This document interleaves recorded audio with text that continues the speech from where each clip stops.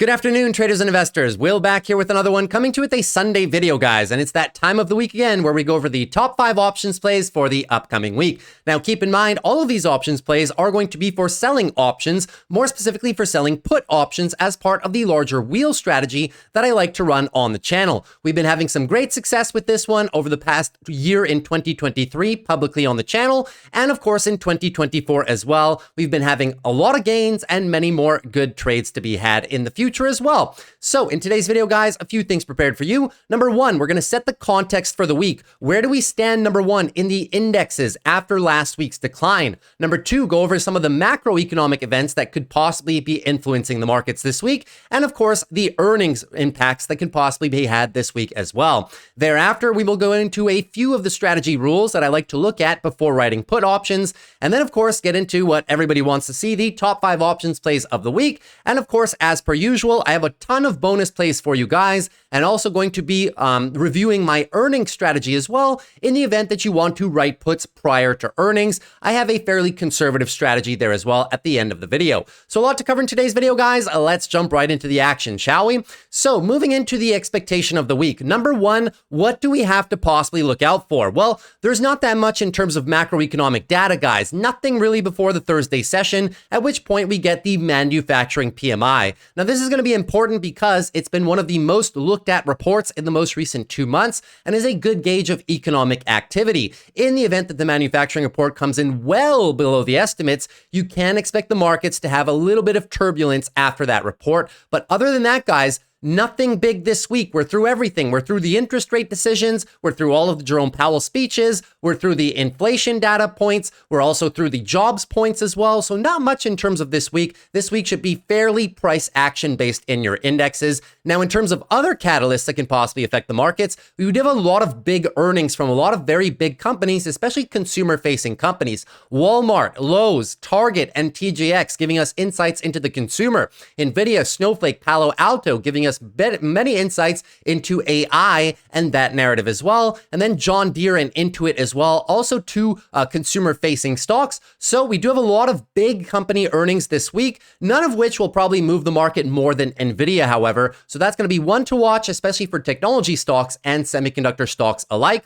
So that being said, none of my top 5 options plays are going to have semiconductors in it just because of the sheer volatility that we could be having this week. In terms of where we stand on the technicals, guys, well, suffice to say, even after last week's declines that we were kind of advising for on the channel, right? We were saying that after this tremendous rally after the elections, a lot of FOMO, a lot of euphoria, and then that's probably going to signal a bull trap and a little bit of consolidation. And that's exactly what happened. Suffice to say, the bulls are still in control of all the longer duration timeframes here. The weekly time frame is in full bull control right now, looking for a slight pullback, and the QQQs as well, still in full bull control action right now. So these pullbacks are healthy pullbacks, and with that increase in volatility, it opens up the door to write a lot of put options on some of your favorite companies that may have dropped a lot in the most recent week. But all in all, guys, the bulls are still looking fairly healthy. We don't have that much bad news potentially on the horizon this week that could send us further into declines, and most analyst price targets for the S&P sit around 6,000 for the end of the year. We're just under that right now, so I am fairly bullish into the end of the year.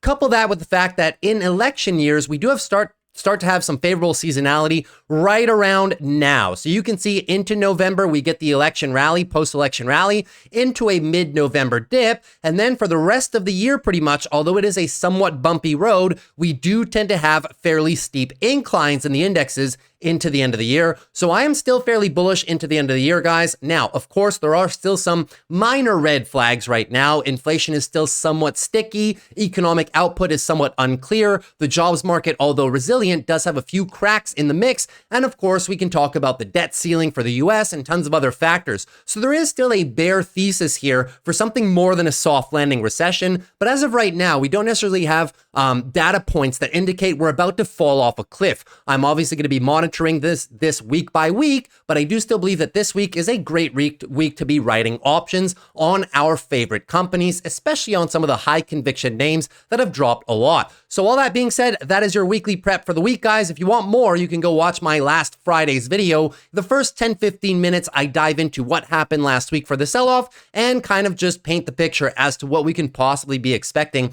over the next few weeks. So that being said, let us dive into a few of the strategy rules. So selling puts, what exactly is selling puts, guys? It's extremely simple.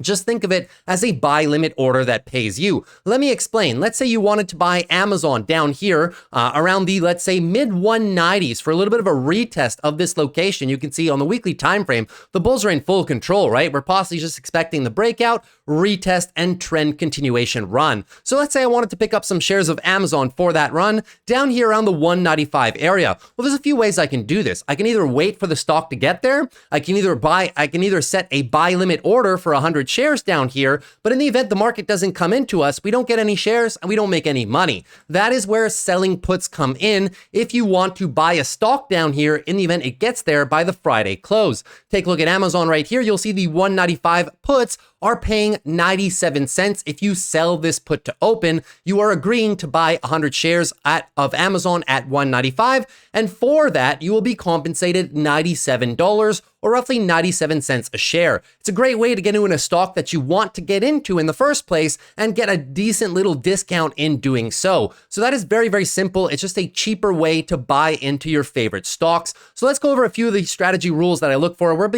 be going through these very, very quickly, guys, because I have a 30-minute video. I'll leave it down below in the description. 30-minute video on my overall strategy, going through this a lot more in detail than I am going to do right now. So if you want to check that out, it'll be down below in the description. For now, we're pretty much going to fly through these. So number one, guys, is to build a watch list. For any put wheel, guys, you want to build a high conviction watch list of the stocks that you don't mind being assigned potentially, or that you want to write puts on. I always filter by red. First thing Monday morning, I filter these by red, and then I look at these companies, guys. The ones that are the most red, can I find them next to support levels, right? So that is step number one. Number two, you want to be writing puts only on solid companies, guys. High conviction companies only. Why? Because if you get assigned and you start being in a position at a loss, you're going to have to open your brokerage account every single day and ask yourself why you are in that position. So they do require some conviction, guys. So always be writing puts only on solid companies that you do not mind being assigned. It's rule number one for a reason, guys.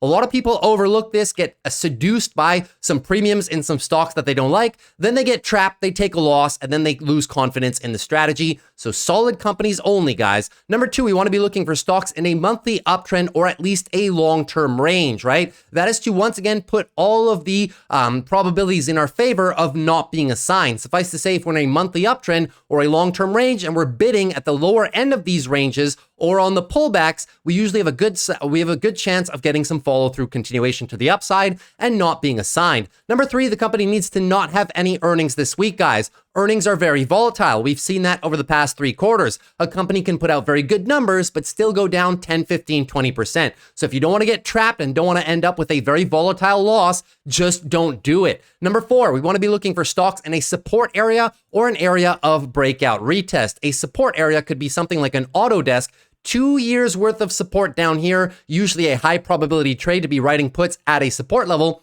The breakout retest trade is somewhat different, but largely the same. It is, let's say you have a big range right here of accumulation. You get the weekly breakout of the range, the retest of the top end of the range, and then run. This retest area is a very high probability trade for the most part. So all of the trades that you'll see me post on the channel will usually be one of those two things, either at support or a breakout retest. Now, number five, writing at or lower than the expected move, guys. This is very important, okay? So if you don't know what the expected move of a stock is in a given week, you can go to this website right here, optionsai.com. Just type it into Google, Options AI expected move. You don't need to sign up for an account. It's free for everybody. And you come to this page right here, and this gives gives you the expected move, what Wall Street thinks the stock is going to go to in a given week. So you can see here the expected move on Elf Beauty is 7% up or down. We want to be writing puts below the expected move down here because in the event it comes down into the expected move, usually you get to see a little bit of mean reversion midway through the week and pulls us back within the expected move. So if we can be writing below this, it once again adds to our probabilities of not being assigned. Number 6 ties into the previous point, guys. We want to be writing on a red or flat day. You'll never see me chase stocks to the upside for a very simple reason. I want to be writing under the expected move. I want to benefit from declines in share price action because if they come down really fast and really hot and we get daily oversold, and we can write below the expected move, guys, well, it once again increases our chances of not being assigned. So you want to be writing on red or flat days. The next point right here, we want to be writing between 0.5% and 0.75% in weekly premium. After the past 5-6 years of running this strategy with very good amounts of success, this is pretty much the sweet spot. A lot of people like to use deltas for writing puts. The problem with deltas is that if you're looking at Microsoft, Coca-Cola, Tesla, they will all be different deltas because they all have different volatility aspects to them, right? So a quick way of doing this, it encompasses the delta move as well. You want to be looking for 0.5% to 0.75% in weekly premiums. What does that mean? When I go to this options chain right here, I want to be compensated. This is our ROI, right? So if I take a look here at the Amazon 195s, I want to find at least 0.5%, guys. And when we look at this, if you can do the mental math in your head very, very easily, guys. You can just do half of the strike price in cent increments, and that'll be your 0.5% rule. Let me explain. If you were to find roughly 95 cents on the bid right here, it should be roughly 0.5%. You can even do the math, 0.97 divided by 195, and you'll see that it is literally roughly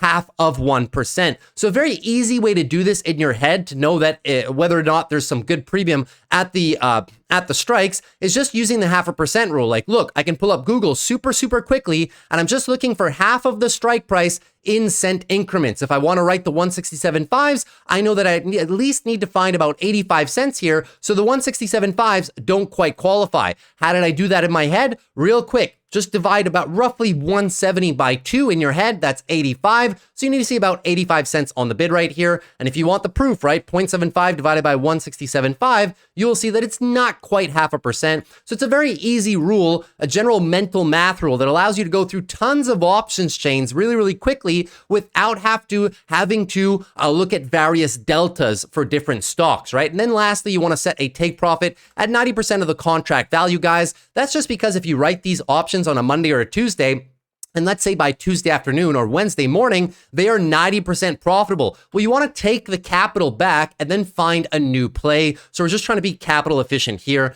And then in the event we get assigned, so writing puts us to get into a stock at a price. Now, in the event we want to get back out of that trade, we're going to be writing covered calls against our assigned shares. Covered call rules, very basic, guys. You still want to be maintaining 0.5% to 1% in weekly premium. So that's the ROI we're looking for on covered calls. And I'm always going to be looking to write at my assigned strike price or one strike higher. I will only write one strike higher. Let's say for all intents and purposes, I get assigned Amazon this week. I write the 195s. It comes down below 195. And then the following Monday, it gaps back up to 197, 198.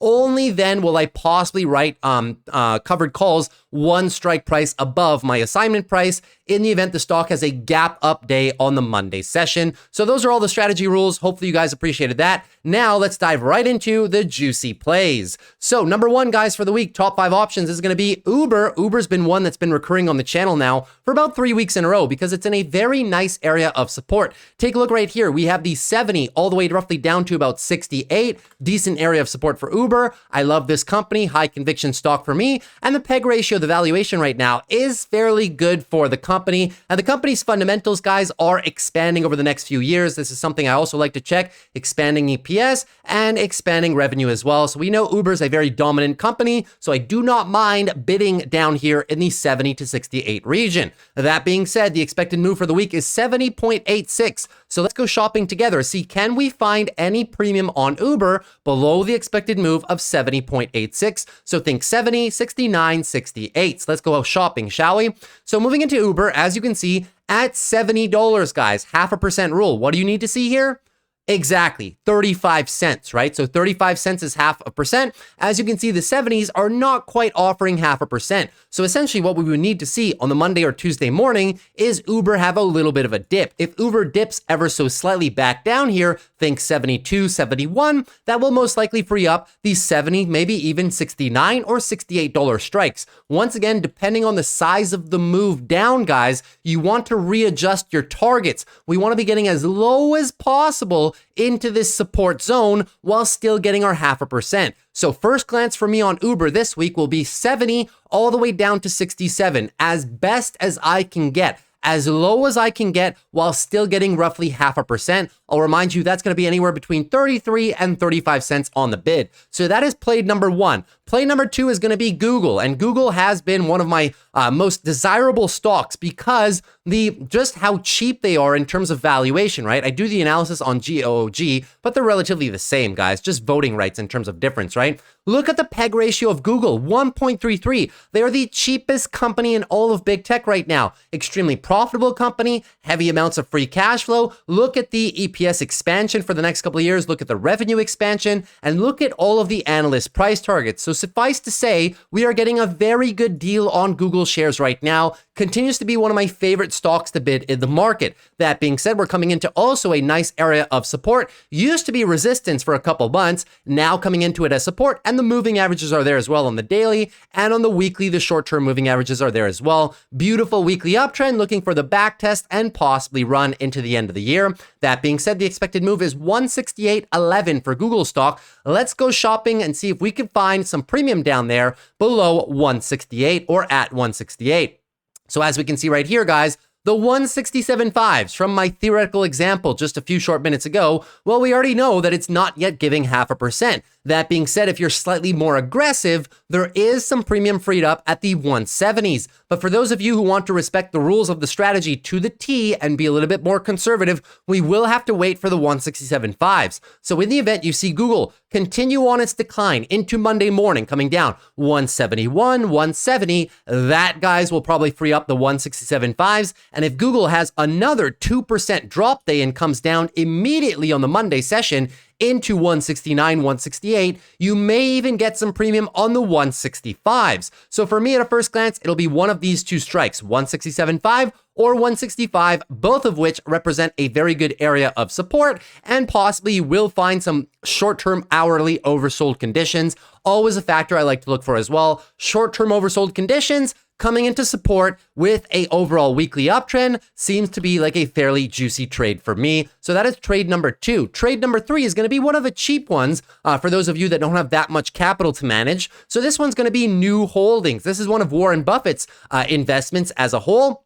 And this one, if you don't know what they do, they are a fintech play out of Brazil. Now, first glance, guys, the fundamentals of this company are amazing. Expanding EPS, expanding revenue, and they are growing extremely rapidly, guys. The largest fintech player in all of South America right now, and they do have a very good valuation right into the $13 range. So that is the range that I'm going to be targeting myself. As we can see, it's been in a long-standing uptrend, and we're possibly coming down. They had beautiful earnings last week, but just got sold off with the rest of the market. That being said, we'll be looking for in this support area, previous resistance, current support zone as well. And we have a lot of short-term moving averages, such as the 26 EMA, which you can see we have not really lost in a meaningful fashion since we started this rally in April of 2023, other than the Black Monday sell-off back in August. So could represent a decent little buying opportunity if this is a company that you do like.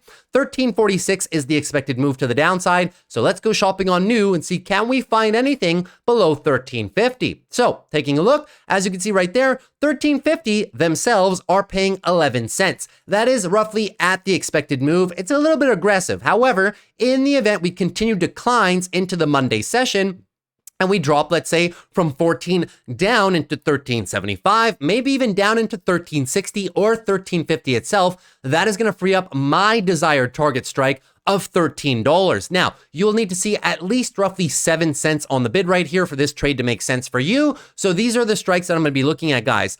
13 is the desired strike for this week on new holdings. Great company, fairly cheap share price, so you don't need to go too heavy if you don't want to. So that is trade number 3. Trade number 4, once again, is going to be Amazon, another one of the power players in the whole big tech trade. And the story behind Amazon, guys, if you didn't see my earnings review from the company, is the expanding EPS and the expanding free cash flow. This is something that Amazon has never done in the history of this company. They have never focused on free cash flow expansion, and now this year they're making an admission to return some of that cash to the shareholders, right? Their net income has been at record levels, and in terms of the free cash flow generation, right? Free cash flow generation has been coming significantly up over the last year, and also the past few quarters, they've been ramping up their free cash flow. So that is the story for Amazon. Amazon becoming a highly profitable company. That has not always been the case. They have more focused on top line growth, but now they're focusing on efficiency. So I love this company. My end of year 2025 price target for Amazon is around $250. So I like to accumulate some shares in these lower levels if at all possible. That being said, the expected move for the week is $196.54. I'm going to be getting a little bit more aggressive with this one just because I have a very bullish leaning bias for Amazon. The weekly uptrend is also very, very healthy for the bulls, looking for the breakout, retest, and possibly run. Now, the true support level arguably is down here at around 192 to about 195. The expected move is 196. So let's see if we can get close to that support zone area on Amazon, keeping in mind that I do want to play this one a little bit more aggressively, but you may not, right? All of these trades are just ideas. They're not even financial advice anyways, so take from these what you will. So take a look right here, guys. Below the expected move of 196.54, what do we have? We have the 195s. The 195s are paying adequate premium. If you don't believe me, just divide the premium received by the strike price and you will see that it is literally 0.5%. So at a first glance, I like these 195s. However, if Amazon drops more Monday or into the Tuesday session, think maybe below 200, so 199, 198, that is possibly even going to free up the 192s. So Amazon at a first glance, guys, 195 down to 192, I'm all for it. And it stands to argue, right? If Amazon has a truly destructive day on a Monday or Tuesday and comes down 3-4% right away, are we going to write the 195s when it's going to be right on top of us? No. At that point, you want to go as low as possible. You may even find some premium at the 190s. So 195 down to 190, that is the area that I would like to bid on Amazon moving forward. And that is trade number 4.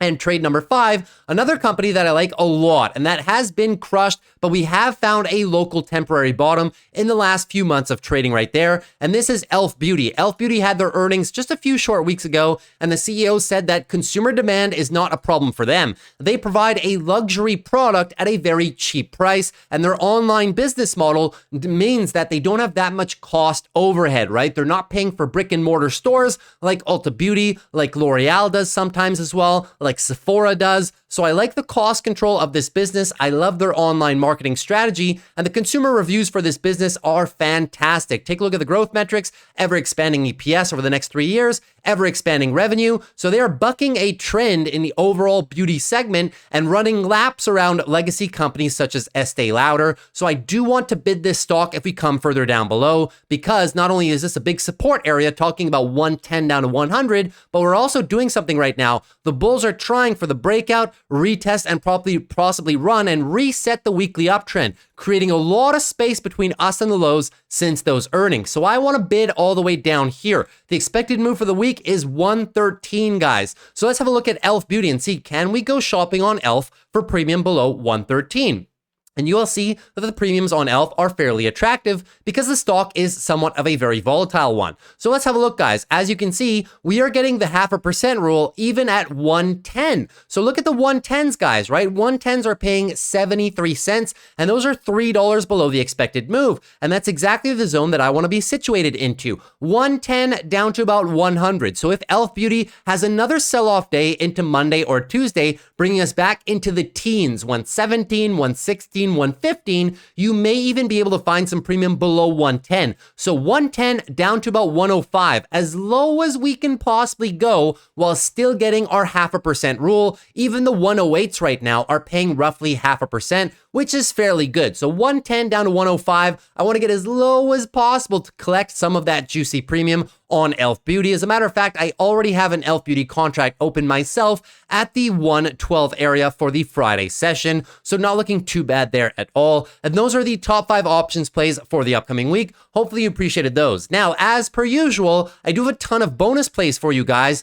some of which are a little bit more aggressive and a little bit more risky, but I feel that I should present them nevertheless, right? I will not be giving you the expected moves on each and every one of these, but I'll just be giving you the overall levels that I'm attracted to. So number 1 is going to be BITX. This is Bitcoin 2 times leverage. I like playing this one, but I only like playing it when Bitcoin has a down day. So we know that Bitcoin's been, consolidating at the top. So if they hit us with a 1, 2, 3, 4, 5% decline on a Monday or Tuesday, you can find some extremely attractive premiums on BITX. Usually if the expected move on, look at these expected moves on BITX, guys. They're absolutely crazy, right? So I'll just do this one because it's a little bit more tricky because it's a 2x leverage product, right?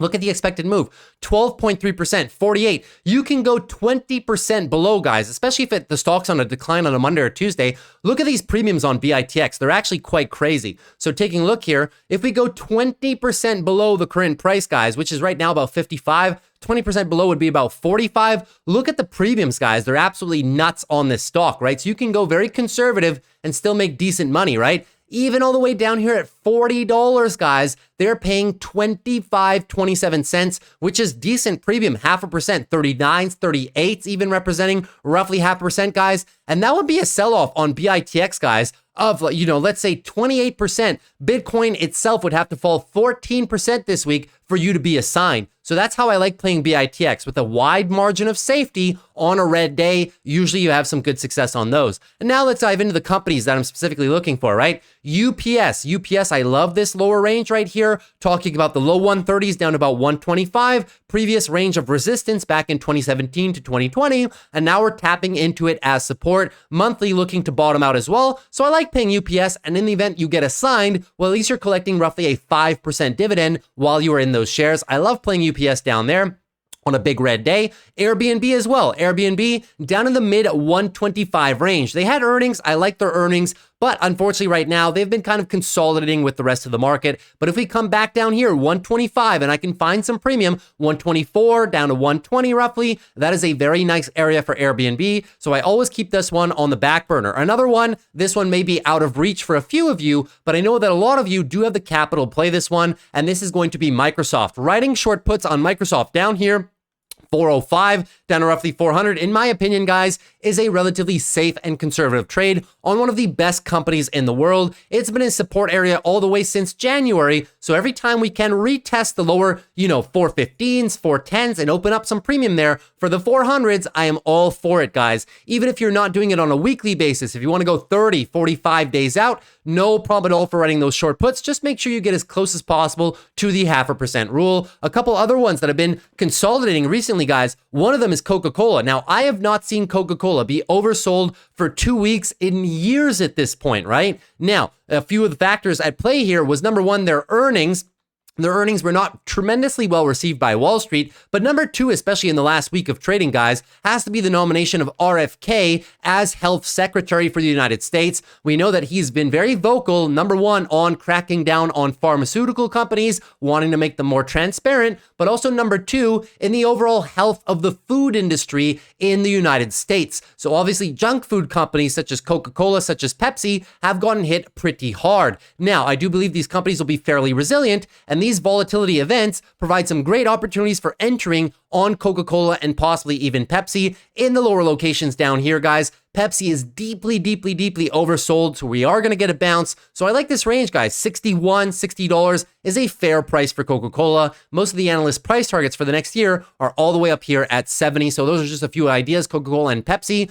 This one is a China trade. If you guys are ever interested in the China trade, I know that it's been very weak since the underwhelming stimulus and since the Trump narrative of the tariffs. But obviously, the tariffs are somewhat of a, they're kind of a political positioning, right? We're not sure how much Trump's tariffs are actually going to be or whether or not he does them at all. But one thing's for sure, they have been affecting these China stocks to the downside. So if I can find some premium down here on Alibaba in the lower 80s, where we have all this juicy support, guys, I am going to be shopping for a little bit of Alibaba down there. Another one is NVO. Once again, a byproduct of a couple of things. Number one, RFK as health secretary, cracking down on potentially the use of GLP-1 drugs, right? Rather than attacking the root cause of obesity, favoring these drugs instead. So that's been the narrative over the past week, which is why NVO has underperformed. And this company as well is facing somewhat of a supply issue, right? Not a demand issue, because demand is very, very high.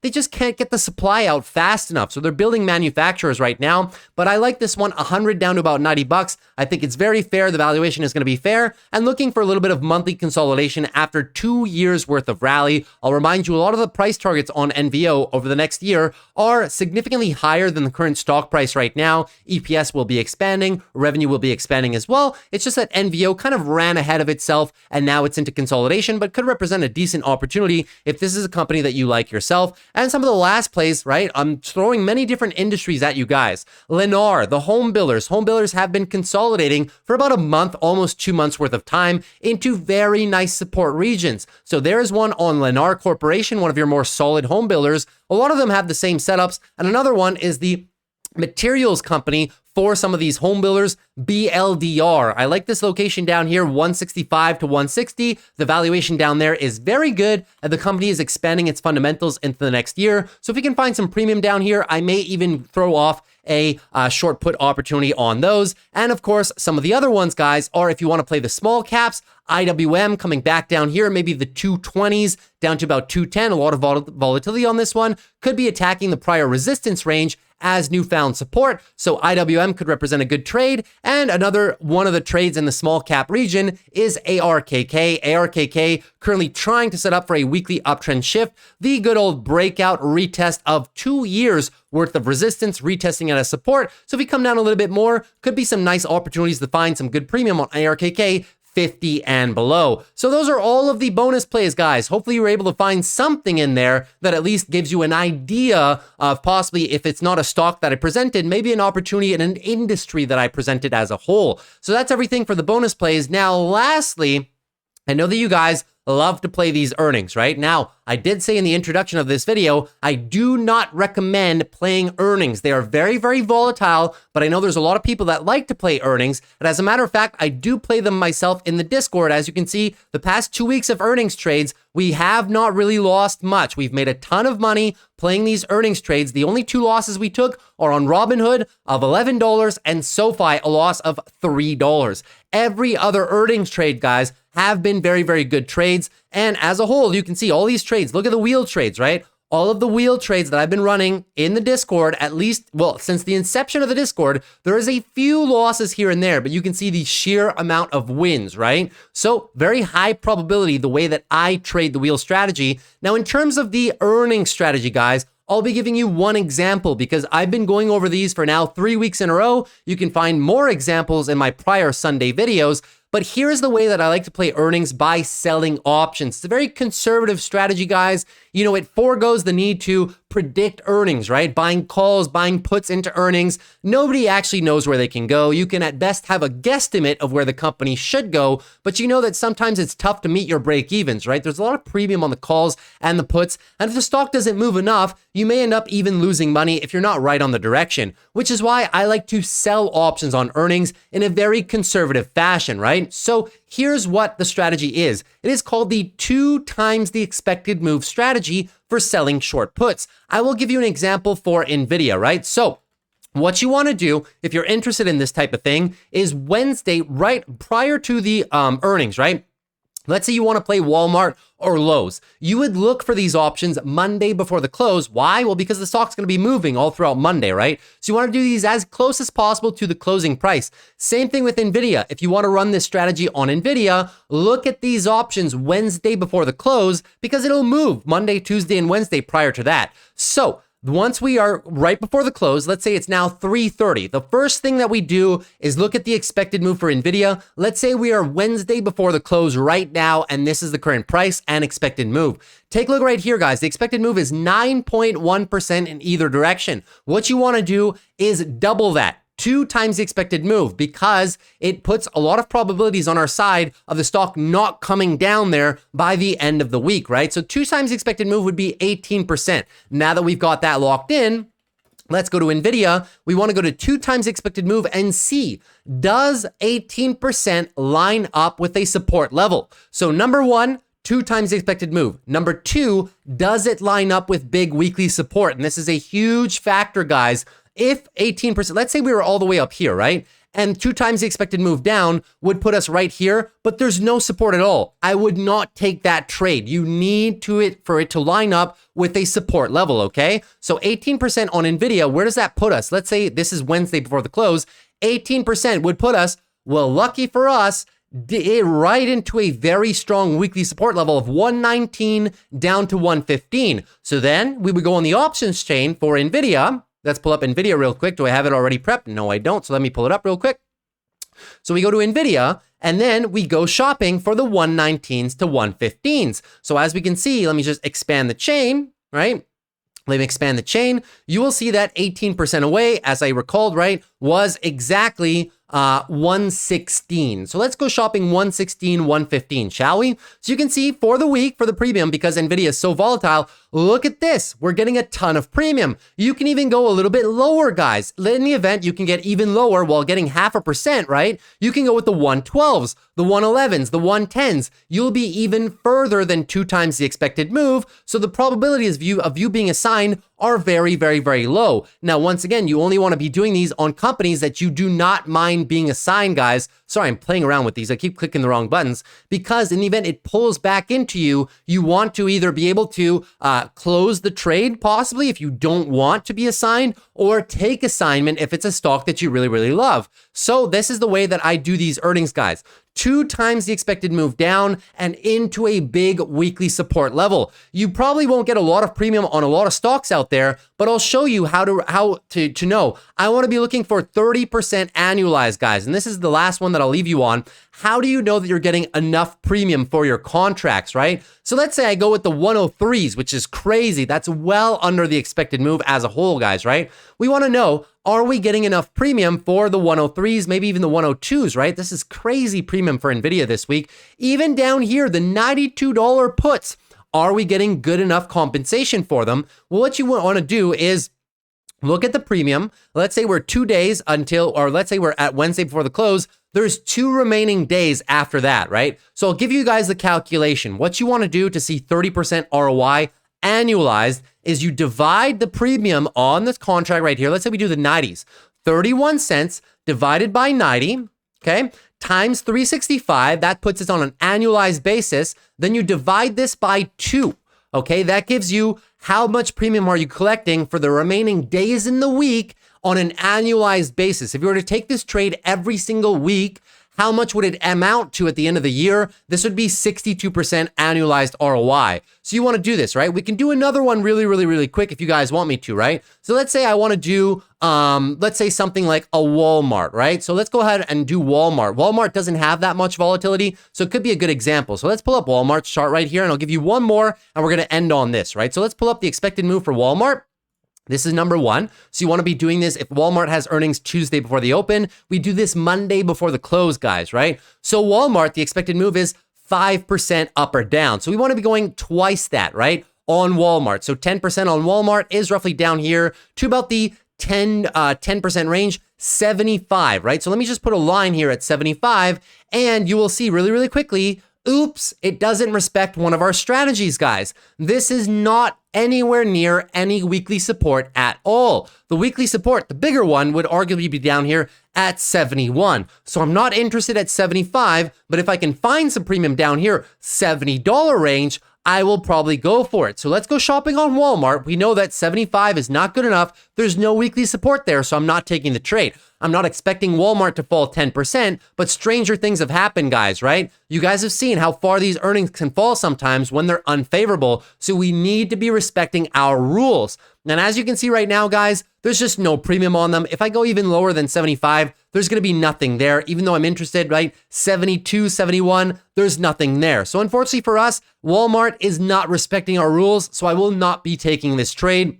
If you're very aggressive and you say, you know what, F it, I want to take this trade, that is all on you, but I'm just saying it does not respect my strategy. I need to find weekly support. So that is how I analyze these if you're looking for earnings trades. So that is pretty much everything for today's video, guys. If you enjoyed today's video, consider dropping a like, would appreciate it for the growth of the channel. Also consider subscribing to the channel if you're new, would love to have you back. We do these every Sunday in preparation for the upcoming week. And lastly, if you have any questions at all on the strategy, please feel free to leave them down below in the comments, and I will do my best to help you out in navigating the landscape of selling options for some income. And just a quick reminder, guys, in the event you guys want to have access to all of my trades, which I'm very transparent on, I show you guys all the trades since the beginning of the Discord. Obviously, we've made a ton of money and we've had a lot of wins, but past performance is not indicative of future results. These trades are all for example purposes, not meant to copy trade me. That is all up to you. In the event you want my real-time trades, however, the link to the Discord is down below. We do all of this. Not only wheel trades though, guys, we do directional trades, call options, both long-dated, short-dated call options, long-term investments, shares, call debit spreads, a ton of strategies, all my trade idea setups, the private morning live streams Monday to Friday for about an hour and a half, and private video content, and chat with me all day. You want to ask me your opinions on your stocks, your options plays, and anything in between, you can do that all throughout the day. I usually answer extremely quickly on any questions you guys like. So the link to the Discord is down below, and hopefully see you in there. And if not, I'll see you back on the channel, guys. Take care. Have a great week of trading. Peace.